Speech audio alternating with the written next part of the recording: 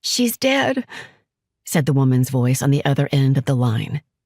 "Beanie's dead." Beanie Rosen, when she died at 35, was the most powerful agent in Hollywood. She had summited, passing countless men and the few women who had come before her, outlasting, outwitting, at least for a moment. But by harnessing that moment, freezing it in time, she would always, at the very least, keep the title. And titles were important to Beanie. They cemented truth, even when truth was in doubt, and sustained the legend long after the legend was gone. So, while others would disappear into the ether, her impeccable timing for endings ensured that she would not. Everything with Beanie was about timing. "That's how you sign the stars," she liked to say. "You keep it short, hit the point, make them laugh, but not too much. Never too much.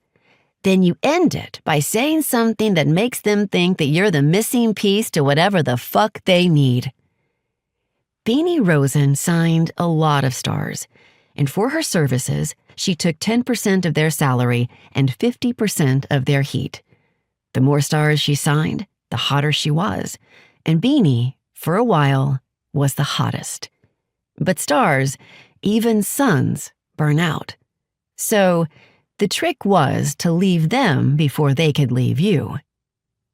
"At least she died on top," said the unknown voice on the other end of a phone that Mose Goff had answered at 5 a.m. after getting off a red-eye. Goff, 37, a top New York agent who was considered by many to be equally as powerful and infinitely smarter than Beanie Rosen, sat up in bed, stunned and disoriented. Holding the slim black receiver to his ear, he heard a voice telling him that Beanie Rosen had died. Was it a prank? A sick joke. Usually his houseman would have answered, or his service, but the incessant ringing during off hours informed an urgency that circumnavigated station. "Who the hell is this?" he asked, searching for a jeton, his cigarette of choice, only to find that they had been replaced by a carton of Merritts in some asinine attempt by his on-again, off-again lover to get him to quit. "Hello?" he said, growing more annoyed. "Yeah, sorry," said the voice between sobs. "It's Ella. Gaddy. I didn't mean to wake you, but I figured that I should call you instead of Mercedes Kahn. I mean, that might be awkward." "Who?" he asked, trying to shake the sleep from his brain. "Mercedes Kahn. She called me. That's how I heard. Beanie's mother called her and asked that she notify people."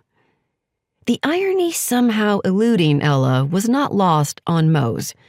Mercedes Kahn was married to the president of the Sylvan Light Agency, and Mose hadn't spoken to her since he worked there, and even then only rarely due to the fact that Beanie detested everything about her. They had been roommates once, Beanie, Mercedes, and Ella, starting out, climbing the ladder, 3 girls 3, that kind of thing. But Mercedes had used Beanie and then tried to destroy her, at least by Mose's recollection.